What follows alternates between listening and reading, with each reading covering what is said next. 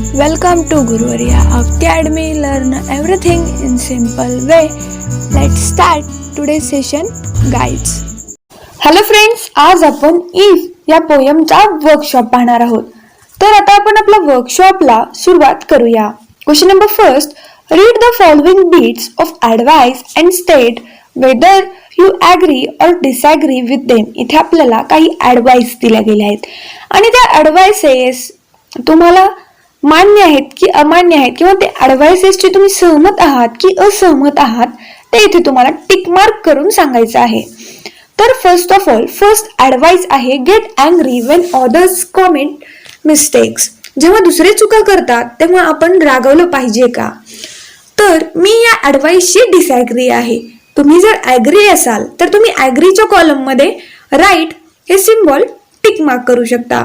जर तुम्ही डिसॲग्री असाल तर तुम्ही डिसॲग्रीच्या कॉलममध्ये टिक मार्क करू शकता. मी डिसॲग्री आहे म्हणून मी डिसॲग्रीच्या कॉलममध्ये टिक मार्क करत आहे.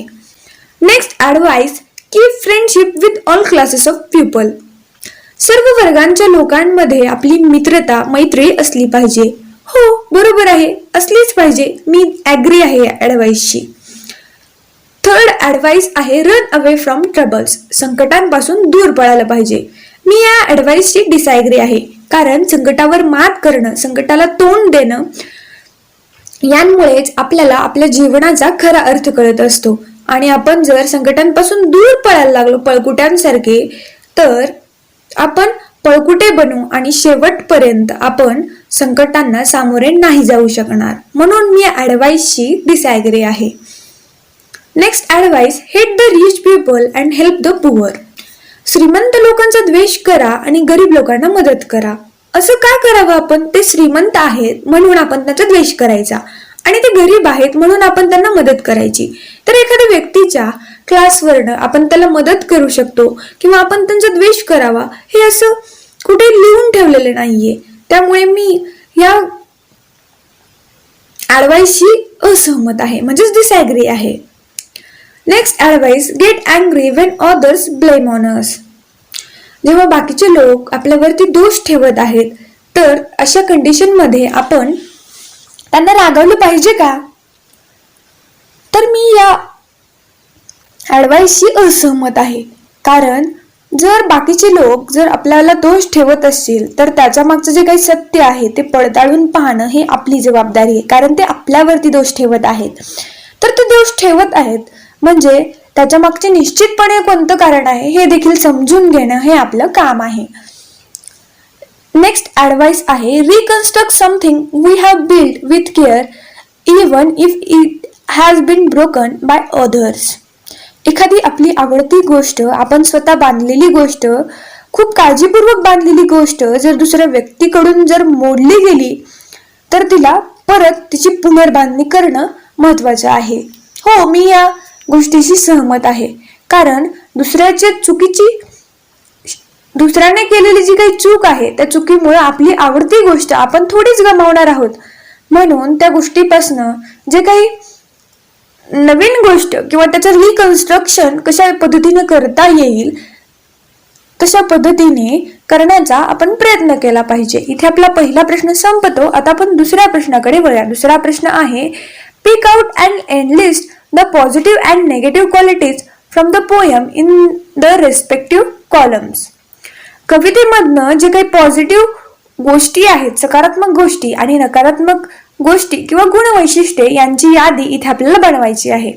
फर्स्ट ऑफ ऑल आपल्याला 2 कॉलम्स बनवावे लागतील. फर्स्ट कॉलम मध्ये आपल्याला पॉझिटिव्ह क्वालिटीज लिहायचे आहेत, तर सेकंड कॉलम मध्ये आपल्याला नेगेटिव्ह क्वालिटीज लिहायचे आहेत. पॉझिटिव्ह क्वालिटीज आहेत keep your head, trust yourself, wait, have patience and dream. तर नेगेटिव्ह क्वालिटीज आहेत lose your head, doubt yourself, deal in lies, allowing dreams to dictate your life. इथे आपला दुसरा प्रश्न संपतो. आता आपण तिसऱ्या प्रश्नाकडे वळूया. तिसरा प्रश्न आहे why do the lines in the poem begin with if you can, what effect does this have. का बरं कवितेच्या प्रत्येक ओळीची सुरुवात जर तुम्ही करू शकाल या एक्सप्रेशनने किंवा या सेंटेन्सने होते तर याचा काय परिणाम होऊ शकतो? याचं उत्तर आहे the lines in the poem begin with if you to list the conditions that the poet thinks are essential to be a good human being. It maintains the continuity of thoughts that each condition is related to a common conclusion. कवितेची ओळ जर तुम्ही करू शकाल अशी जर होत असेल तर यामध्ये कवींना असं वाटतं की एखादं परफेक्ट ह्युमन बिंग होण्यासाठी ह्या गोष्टी करणं खूप गरजेचं आहे, महत्वाचं आहे. आणि त्यांनी त्या सर्व गोष्टींची यादी, त्या सर्व परिस्थितींची यादी त्यांनी कवितेमध्ये मांडली आहे. तर यामधून कवीचे जे काही प्रगल्भ विचार आहेत त्याचप्रमाणे त्यांनी जे काही सिच्युएशन्स मांडले आहेत त्या त्यांचा कुठेतरी तर्क विसंगत आहे. म्हणूनच कवितेच्या प्रत्येक ओळीची सुरुवात इफ यू कॅन ने झालेली आहे. इथे आपला तिसरा प्रश्न संपतो. आता आपण चौथ्या प्रश्नाकडे वळूया. चौथा प्रश्न आहे look at the use of opposite reactions in the poem. कवितेमध्ये आलेल्या विरुद्ध प्रतिक्रियांबद्दल थोडंसं पहा. इथे आपल्याला एक्झाम्पल म्हणून दिलं गेलं आहे if you can your head when all about you are losing their. Find 4 other such opposite reactions from the poem. Note them down in your notebook. इथे आपल्याला एक्झाम्पल मध्ये दिलेली जी काही ओळ आहे तशा पद्धतीचे बाकीचे जे काही अपोजिट रिॲक्शनचे सेंटेन्सेस आहेत ते आपल्याला कवितेमधून शोधायचे आहेत आणि त्यांची नोंद तुम्हाला तुमच्या नोटबुक मध्ये करायची आहे. आणि याचं उत्तर आहे if you can wait and not to be tired of waiting. Next sentence, or being hated, don't give way to hating. And the last sentence, if you can dream and not make dreams your master. इथे आपला चौथा प्रश्न संपतो. आता आपण पाचव्या प्रश्नाकडे वळूया. पाचवा प्रश्न आहे इथे आपल्याला काही सेंटेन्सेस दिले गेले आहेत. त्या सेंटेन्सेस वरनं आपल्याला त्यांची आन्सर्स द्यायची आहेत. तर 5th A आहे से व्हॉट, सांगा काय. त्यातील फर्स्ट क्वेश्चन आहे are the two impostors. Answer the two impostors are triumph and disasters. Second sentence can the unforgiving minute be made up of. Answer un unforgiving minute can be made up 60 seconds of good work done without wasting any moment of it. Next B, say who, सांगा कोण. Should you trust when doubted? Answer, you should trust yourself when you doubted. त्यातील second question can you talk with and walk with? Answer, you can talk with crowds and walk with kings. Next C, say when, सांगा केव्हा. त्यातील first question can the earth become yours? Answer, the earth can be yours when you followed all conditions prescribed by poet. Second question, should you start rebuilding with old tools? Answer, you should start rebuilding with old tools when the things you have given your life to are broken down. Next D, say why, सांगा का बरं. त्यातील first question do knaves twist the truth? Answer, knaves twist the truth for their own benefit and to make trap for fools. Next question, should you consider all men equally important? Answer, you should consider all men equally important to be humble and good human being. इथे आपला पाचवा प्रश्न संपतो. आता आपण 6व्या प्रश्नाकडे वळूया. 6वा प्रश्न आहे what should be our attitude towards people of different strata or classes? वेगवेगळ्या वर्गातील लोकांकडे आपला जो काही दृष्टिकोन आहे तो कसा असला पाहिजे. आणि याचं उत्तर आहे my attitude should be same towards all categories of people. Every person is valuable. Why should we behave them like different persons? My attitude always be same. तर वेगवेगळ्या वर्गातील लोकांकडे पाहण्याचा आपला जो काही दृष्टिकोन आहे तो सारखा असला पाहिजे. कारण प्रत्येक व्यक्ती ही मौल्यवान आहे, तितकीच महत्वाची आहे. तर आपण वेगवेगळ्या व्यक्तींसोबत वेगवेगळं वागणं हे कितपत योग्य आहे किंवा असं वागणं गरजेचं आहे का खरंच? त्यामुळे माझा जो दृष्टिकोन आहे तो सर्व वर्गातील लोकांसाठी हा नेहमीच सारखा असेल. इथे आपला 6वा प्रश्न संपतो. आता आपण 7व्या प्रश्नाकडे वळूया. 7वा प्रश्न आहे, what according to Rudyard Kipling is the highest quality that makes a man a true human being. Rudyard Kipling यांच्या मते एखादा उत्तम मनुष्य बनण्यासाठी कोणती सर्वात महत्वाची क्वालिटी आहे असं त्यांना वाटतं, किंवा त्यांच्या मतानुसार सर्वात महत्वाची क्वालिटी आहे ते इथे आपल्याला लिहायचंय. आणि याचा आन्सर आहे, according to Kipling, when a man respects time and utilises every second to the fullest it makes him a true human being. किपलिंगच्या मतानुसार जेव्हा एखादी व्यक्ती ही टायमाचा सदुपयोग प्रत्येक सेकंदाचा पूर्णपणे वापर करत असेल तरच ती सर्वोत्तम किंवा एखादी खरी मनुष्य ठरवू शकते. इथे आपला 7वा प्रश्न संपतो. आता आपण 8व्या प्रश्नाकडे वळूया. 8वा प्रश्न आहे, identify the figure of speech used from those given in the brackets. इथे आपल्याला ब्रॅकेटमध्ये फिगर ऑफ स्पीच दिले गेले आहेत आणि त्या फिगर ऑफ स्पीच कोणते आहेत ते इथे आपल्याला ओळखायचे आहेत. फर्स्ट सेंटेन्स आहे A, if you can keep your head when all about you are losing theirs. आणि याचं फिगर ऑफ स्पीच आहे ॲनेस्थेसिस, कारण या वाक्यामध्ये आपल्याला अपोजिट आयडियाज पाहायला भेटते, जसे की like, lose and keep are the placed in the same line for achieving dramatic effect.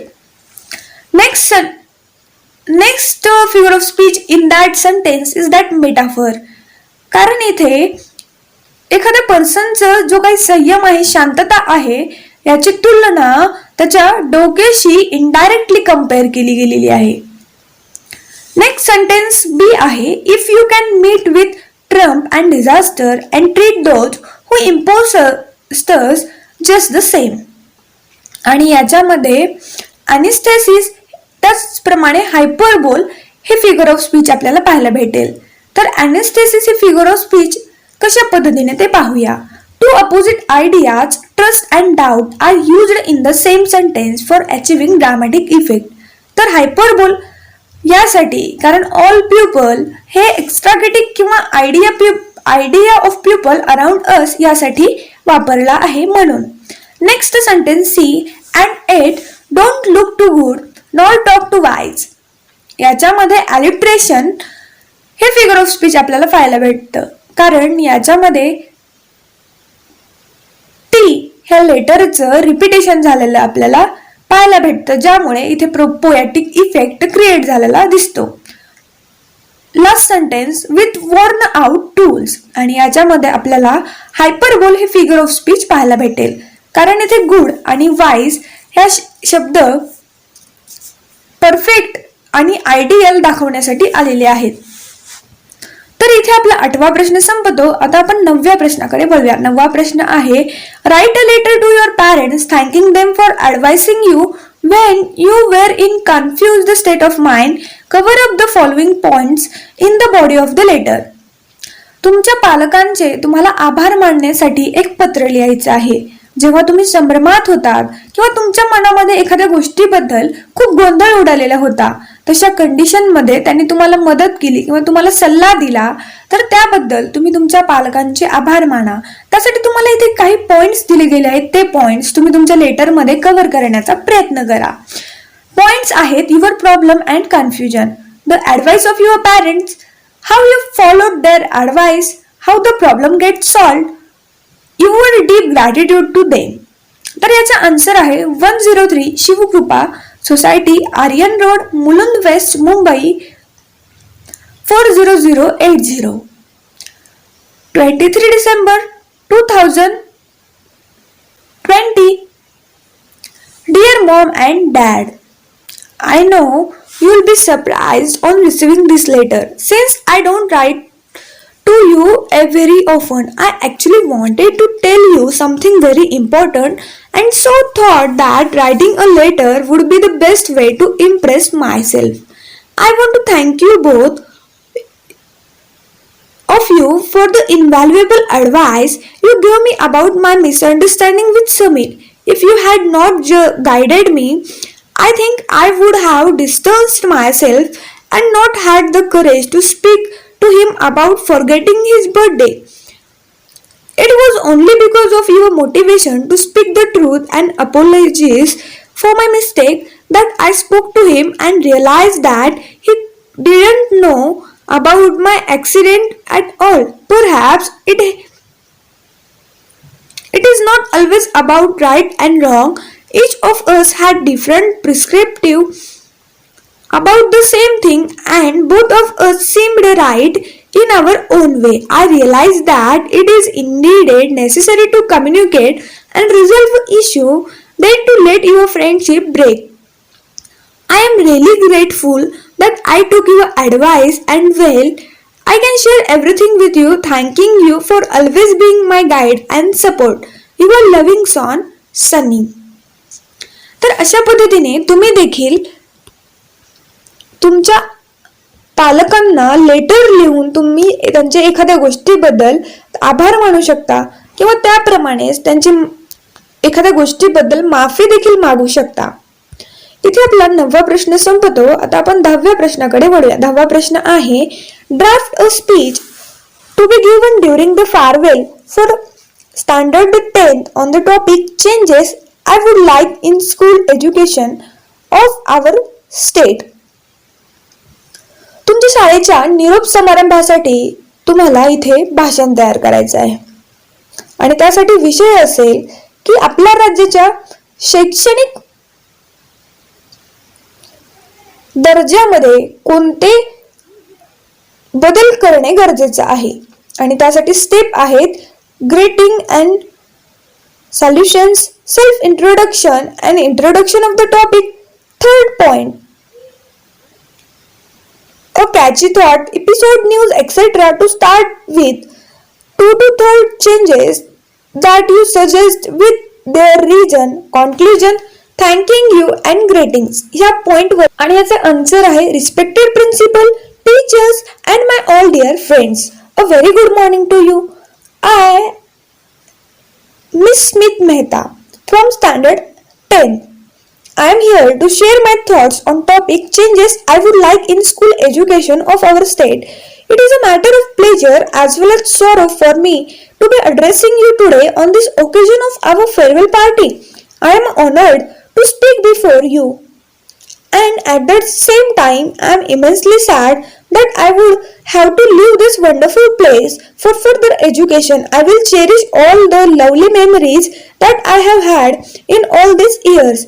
As we all move on to the next phase of our lives, I would like to share my views as a student on the changes I would like in the school education of our state. I recently came across a lovely story of a Japanese girl, Toto-chan, and the unique school that she went to.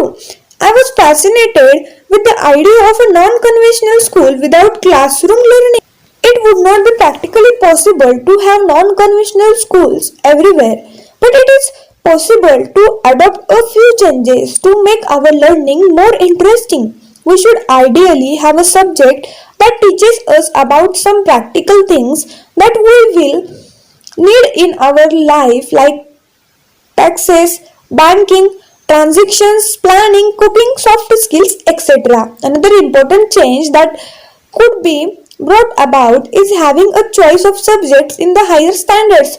One should have the liberty to choose between science, mathematics, languages, etc.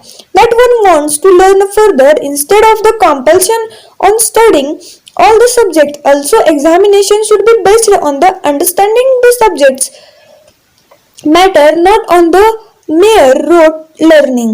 Memory is not the only measure of intelligence. Hence, a better evaluation system is necessary. Change is the only constant in life. Our education system also needs to change with the changing times. Though it will take time and effort, it will eventually develop the nation as a whole. We must look towards the future and prepare our future generations accordingly. Once again, I express my gratitude to the institution for making me person I am today. I will always be indebted to you and do my best to make you proud. Thank you. इथे आपला 10वा प्रश्न संपतो. आता आपण 11व्या प्रश्नाकडे वळूया. 11वा प्रश्न हा तुमच्यासाठी प्रोजेक्ट आहे, म्हणजे प्रकल्प आहे, जो की तुम्हाला इंटरनेटच्या साहाय्याने करायचा आहे. त्यातील फर्स्ट क्वेश्चन आहे, Rudyard Kipling work is known to all of us. Write at least 5 poems of Kipling in your notebook and submit it to your teacher. You can take help of your school library or search for this poem on the internet. तर या प्रकल्पामध्ये तुम्हाला Rudyard किपलिंगचं जे काही कार्य आहे त्याच्यापैकी कमीत कमी 5 कविता तुम्हाला तुमच्या नोटबुक मध्ये लिहायचं आहे आणि ते तुमच्या शिक्षकांना दाखवून घ्यायचं आहे किंवा त्यांच्याकडे हे प्रोजेक्ट जमा करायचा आहे. त्यासाठी तुम्ही तुमच्या शाळेतली जी काही लायब्ररी आहे त्याची देखील मदत घेऊ शकता किंवा इंटरनेटच्या माध्यमातून या कविता तुम्हाला सहजपणे मिळून जातील. त्या तुम्ही लिहा व त्याची जी काही थीम आहे ती समजून घेण्याचा प्रयत्न करा आणि हा प्रोजेक्ट तुम्हाला स्वतः करायचा आहे. प्रोजेक्ट मधला सेकंड क्वेश्चन आहे, Rudyard Kipling's book entitled the jungle book is world wide famous. Its theme and setting of the story attracts the readers from the beginning. Write a book review of Kipling's book, The Jungle Book, in 100 to 150 words. तर Rudyard Kipling यांचं the jungle book नावाची जगप्रसिद्ध पुस्तक आहे. तर त्याची जी काही theme आहे किंवा त्याची जी स्टोरी आहे ती वाचकांना भुरळ घालणारी आहे. तर त्यामुळे तुम्ही हे पुस्तक वाचा आणि त्या पुस्तकाबद्दल तुमचं जे काही मत आहे ते तुम्हाला 100 ते 150 शब्दांमध्ये तुमच्या स्वतःच्या शब्दांमध्ये मांडायचं आहे. तुम्हाला जर ते तुमच्या स्वतःच्या शब्दांमध्ये मांडायचं असेल तर त्यासाठी तुम्हाला अगोदर द जंगल बुक हे पुस्तक वाचावं लागेल. तर ते तुम्ही वाचा आणि त्यावरती तुमचे जे काही रिव्ह्यूज आहेत ते तुम्ही इथे मांडा. तर विद्यार्थी मित्रांनो, इथे आपला इफ या पोएमचा वर्कशॉप संपतो.